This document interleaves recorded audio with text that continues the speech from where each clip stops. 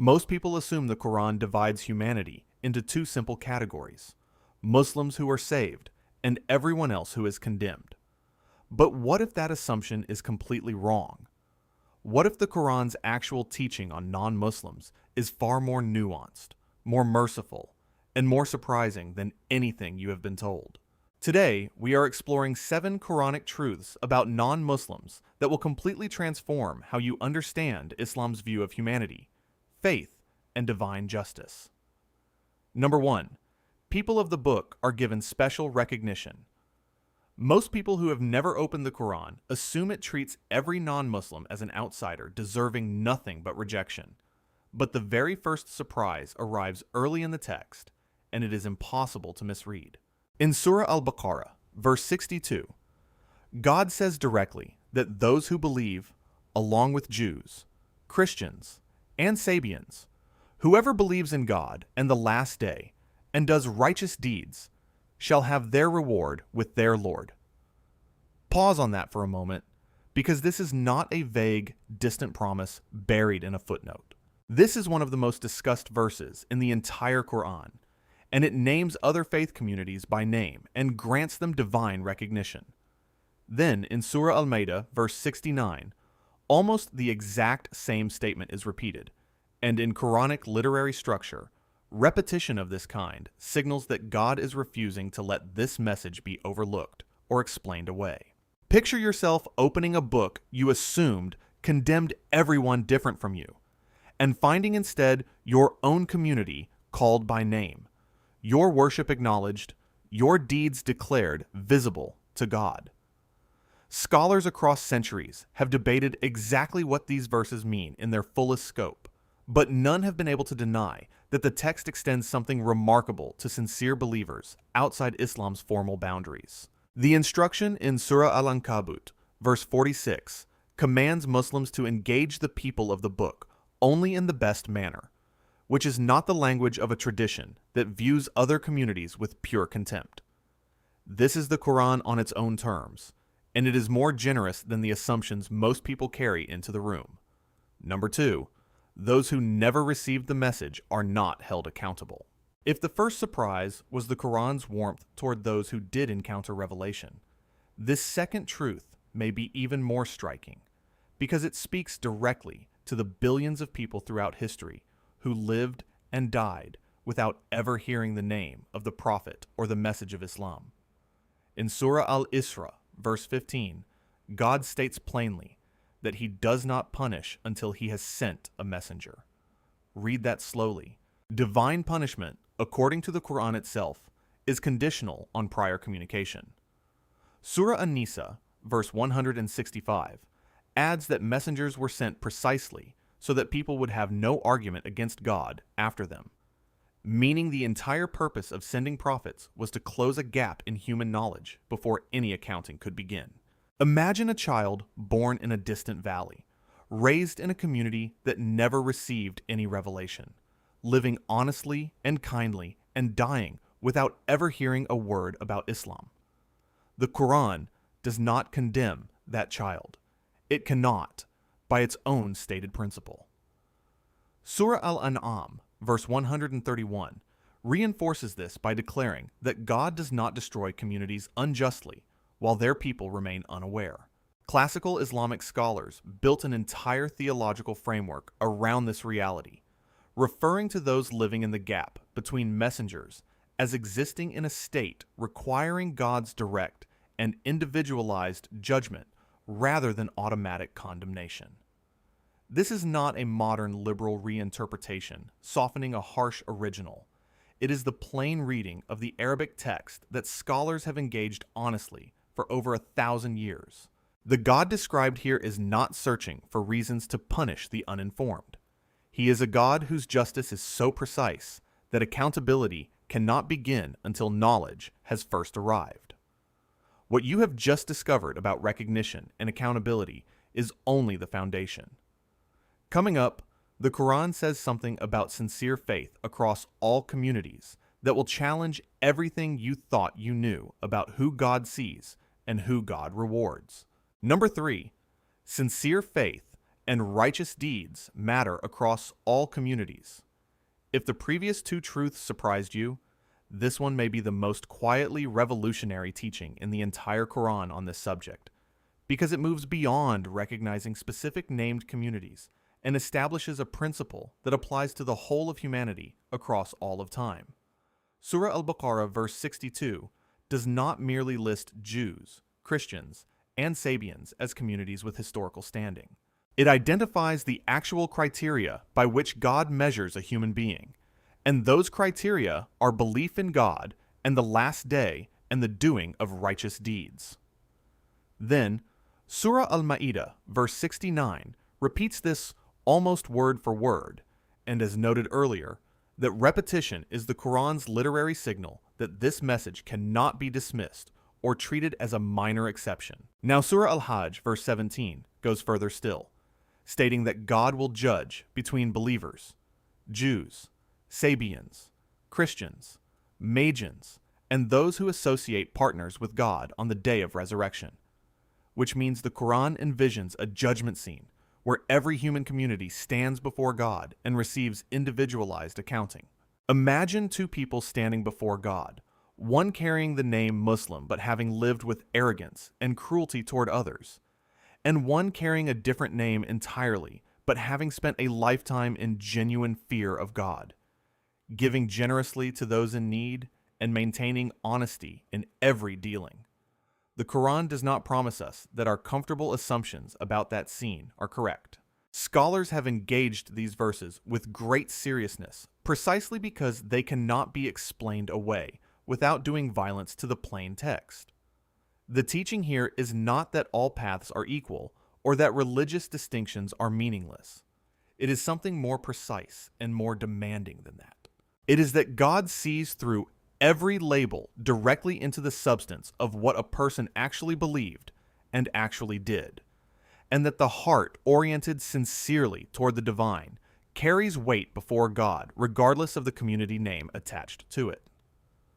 Number 4, the Prophet was sent as a mercy to all of humanity, not only Muslims.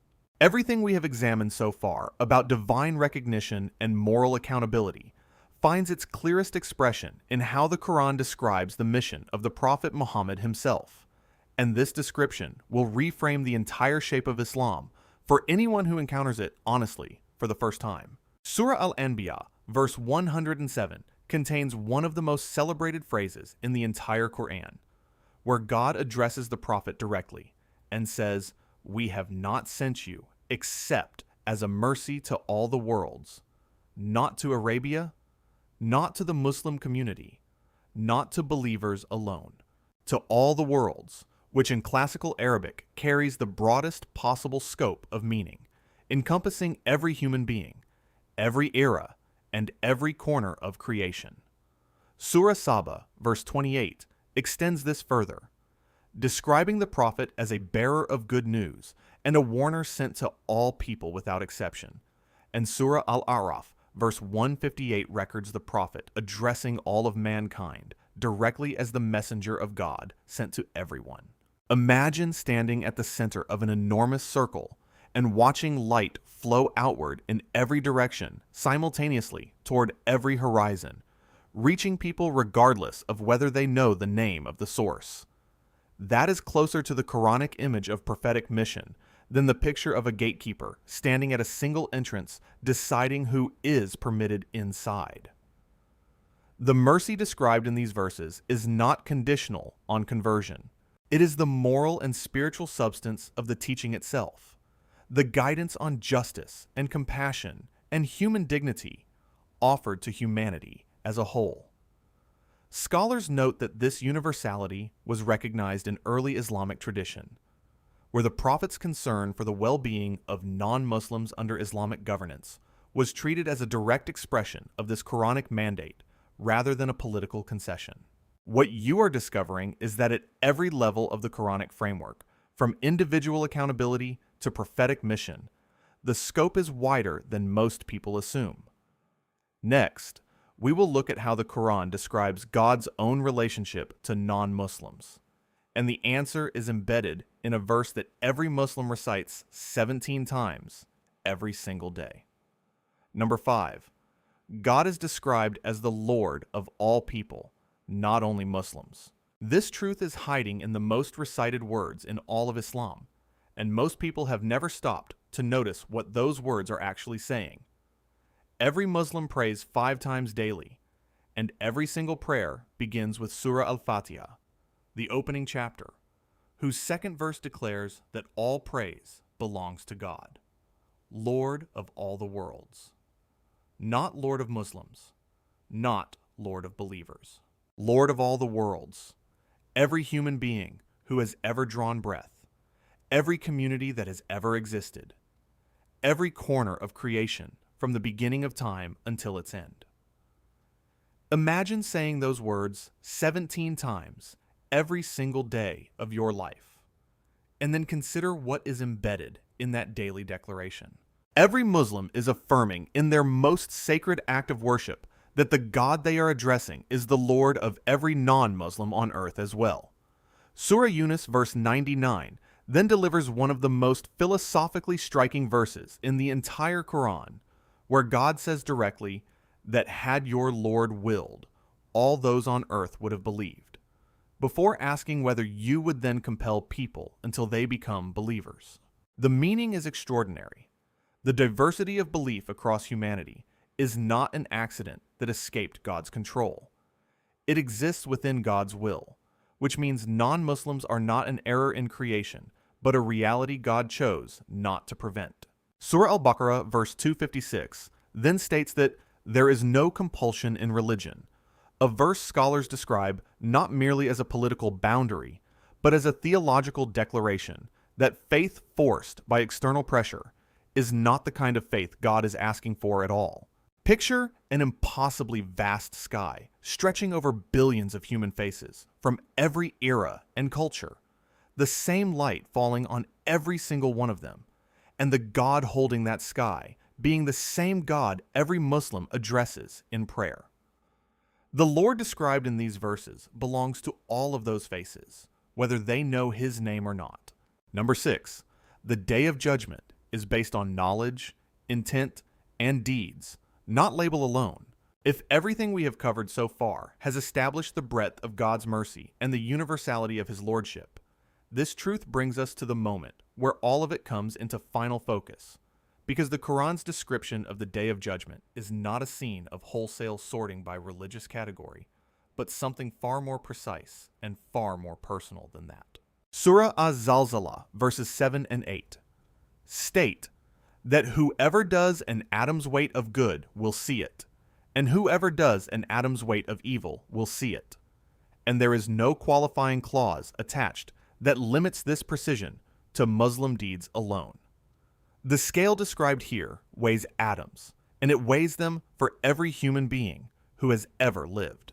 Surah An-Nisa verse 40 reinforces this by declaring that God does not wrong anyone by even the weight of an atom, a statement of divine justice so absolute that it leaves no room for the arbitrary condemnation of the sincere and the uninformed. Then Surah Ali Imran, verse 199, specifies that among the people of the book are those who believe in God with humility, and that their reward is with their Lord, which closes any remaining gap between the theoretical principle and its actual application on the day that matters most. Imagine scales of gold, so vast they fill an entire horizon, so sensitive they register the movement of a single atom, weighing every act of kindness and every moment of genuine seeking from every human being across all of history, with perfect accuracy and perfect fairness. That is the Quranic picture of ultimate judgment. Classical scholars noted that this level of individualized precision means God's accounting operates on a scale of nuance that no human categorical system can replicate or anticipate, and that the outcomes of that day will surprise the people who were most certain they already knew them. The mercy is vast, the justice is precise, and the Lord is the Lord of all worlds. But the Quran also speaks honestly about those who encounter truth clearly and turn away from it deliberately, and understanding that final distinction is what completes the picture entirely. Number 7, The Quran distinguishes between sincere seekers and those who reject truth knowingly. Intellectual honesty requires that we present this final truth alongside everything we have already discovered, because the Quran does contain serious warnings, and a complete picture requires holding those warnings in the same hand as the verses of mercy we have explored. Surah An-Nisa, verse 48, states that God does not forgive associating partners with Him, but may forgive anything else for whom He wills, which classical scholars read not as a mechanical sorting rule, but as a statement about the most fundamental possible rejection of divine reality by someone who has encountered it clearly and consciously turned away. Surah Ali Imran, verse 85, states that whoever seeks a religion other than Islam will not have it accepted.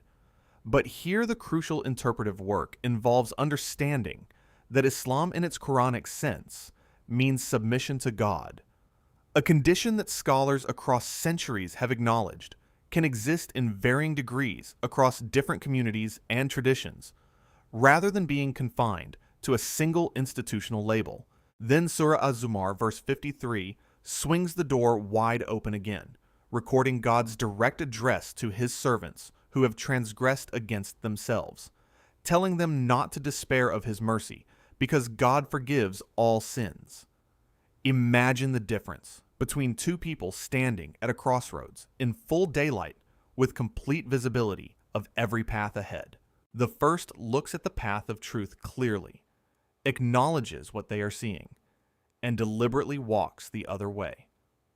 The second searches their entire life with genuine hunger, follows every fragment of light available to them, and reaches the end of their journey still seeking. Picture those two figures and ask yourself whether the God who weighs atoms and declares Himself Lord of all worlds treats those two journeys as identical. The Quran does not. The framework that emerges from honest engagement with the full text is not blanket condemnation of every non-Muslim regardless of circumstance, nor is it a promise that every path leads to the same destination without distinction. It is something more demanding and more merciful than either of those simple answers. A framework in which God sees not just the conclusion a person reached, but the entire journey of sincerity, knowledge, and intention that brought them there. If you want to see more, click the video on screen now.